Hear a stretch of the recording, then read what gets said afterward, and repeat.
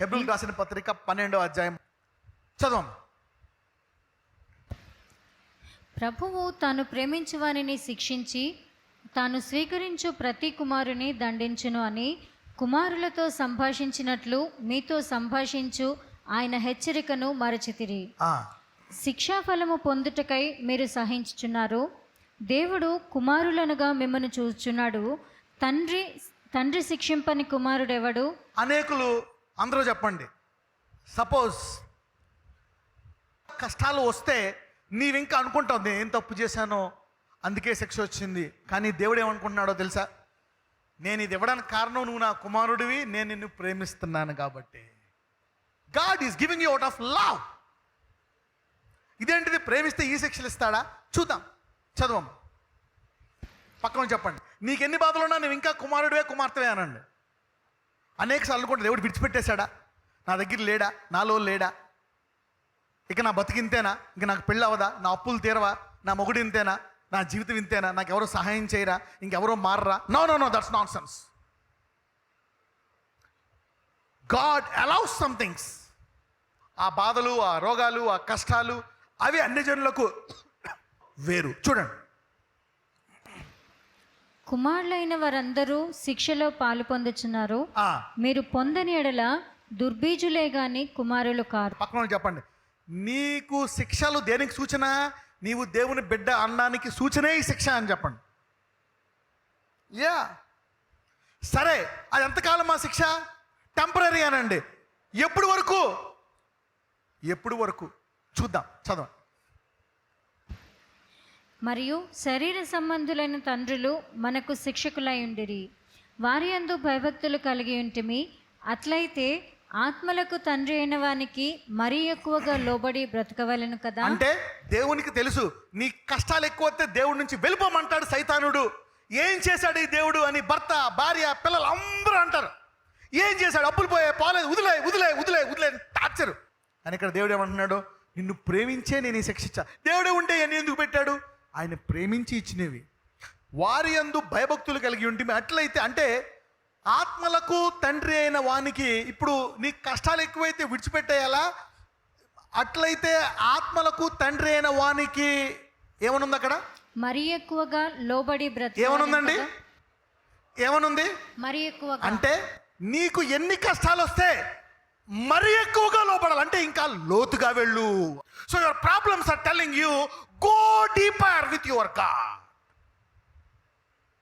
Your pain is crying telling you hey, నీ కష్టాలన్నీ నీతో మాట్లాడుతున్నాయి. సహోదరుడా, సహోదరి, ఇంకా లోతైన సహవాసంలోకి వెళ్ళు. ఎక్కువైపోయాయా బాధలో? చనిపోవాలనిపిస్తుందా? ఇంకా లోతుగా వెళ్ళు.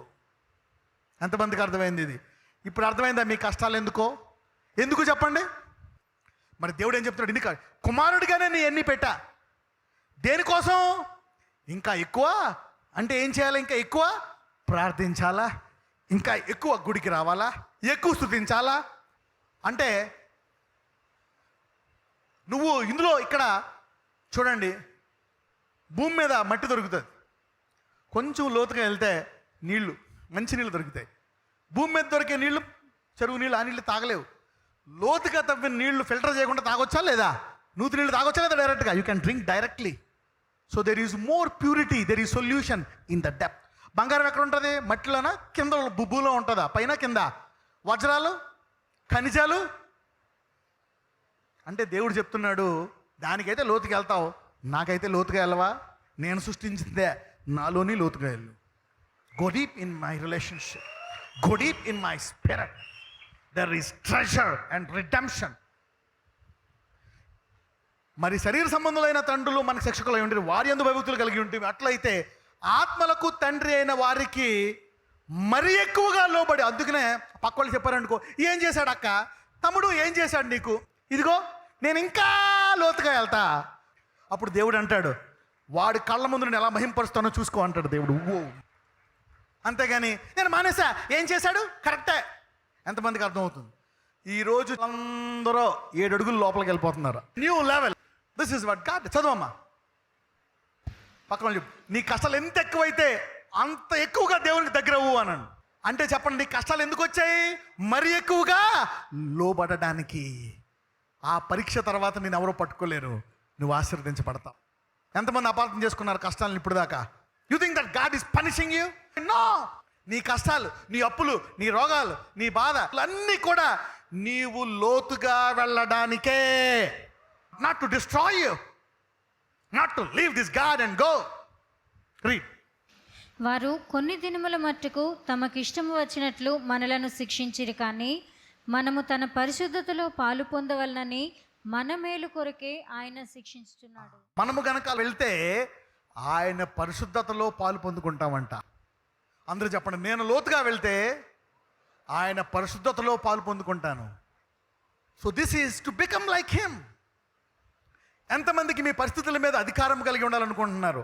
ఇప్పుడు ఈ కష్టం నిన్ను చచ్చిపో అంటుంది. ఇప్పుడు ఈ కష్టం నేను ఎందుకు పుట్టానా అనిపిస్తుంది. ఇప్పుడు ఈ కష్టం దేవుని విడిచిపెట్టే అనిపిస్తుంది. ఇప్పుడు ఈ కష్టం ఏం చేశాడు దేవుడు అని ప్రశ్నిస్తుంది ఈ కష్టం నిన్ను. కానీ నువ్వు లోతుగా వెళ్తే ఆ కష్టం మీద నీకు అధికారం వస్తుంది. You will rise above. When Jesus died on the cross, death was conquered. యేసు ప్రభువు వారు మరణించినప్పుడు దేని మీద అధికారం వచ్చింది ఆయనకి? మరణము మీద. You see that now. Go deep to get deep stuff. యోసేపు జైల్లో ఉన్నప్పుడు ఏం చేశాడు ఈ దేవుడు? అబ్రహాము దేవుడు అంట, యాకోబు దేవుడు అంట, ఇస్సాకు దేవుడు అంట. నేను జైల్లో 2 ఏళ్ళ నుంచి మొరపెడుతున్నాను, వదిలేసాయి అన్నాడా? లేదు. ఆ దేవుణ్ణి స్తుతిస్తూ ఆ జైల్లో కష్టాలు వస్తే ఇద్దరికి, నీకే కష్టం, చేతులకి కాళ్ళకి సంఖ్యలు, వాడిని అడుగుతావా? ఒకడేమో నేను రాజు దగ్గర వంట వండేవాడిని ఇలాగ అయిపోయాను, నేనేమో రాజుకి పానీయం పోసేవాడిని ఇలాగ అయిపోయాను. అవునా, నేను ప్రార్థిస్తా, నా దేవుడు మీకు దర్శనాలకు భావం చెప్పే దేవుడు అని చెప్పి జైల్లో వాళ్ళకి ఏం చెప్తున్నాడు? స్వార్థ. అంటే యోసేపు కష్టంలోకి వెళ్ళినప్పుడు, లోతైన కష్టంలోకి వెళ్ళినప్పుడు ఇంకా లోతుగా దేవునితో సహవాసము చేశాడు. వావ్. నేను ఎప్పుడు చెప్తా ఉంటాను, యోసేపు కళలు కనేవాడు, కానీ కష్టాల్లో కళలు కండమే కాదు, కళలకు అర్థము చెప్పేవానిగా మారిపోయాడు. Many people just speak in tongues, very few interpret the tongues. ఎందుకు? They don't take the gift deeper. భాషలు మాట్లాడేవాళ్ళు చాలామంది, తర్జుమా చేసేవాళ్ళు లోతైన వాళ్ళు. Gift is free, but deeper adds supernatural to it. ఈరోజు మీ వరాలు లోతుగా వెళ్ళును గాక, మీ ప్రార్థన లోతుగా వెళ్ళును గాక, మీ స్తుతి లోతుగా వెళ్ళును గాక, మీ సహవాసము లోతుగా వెళ్ళును గాక, మీ విశ్వాసము లోతుగా వెళ్ళును గాక. Let your faith dig deep. పక్కన చెప్పు, నీ పరిష్కారాలన్నీ లోతులో ఉన్నాయని. ఎవ్రీ ప్రాబ్లం అంటే నీ కష్టాలన్నీ ఏం చెప్తున్నాయి? అవన్నీ చెప్తున్నాయి లోతుగా వెళ్ళు, లోతుగా వెళ్ళు, లోతుగా వెళ్ళు అని నీ కష్టాలు నీతో మాట్లాడుతున్నాయి. ఇప్పుడు దాకా చచ్చిపో అని అన్నారు, వాక్యం ఏం చెప్తుంది? నిన్ను లోతుగా తీసుకెళ్ళడానికే.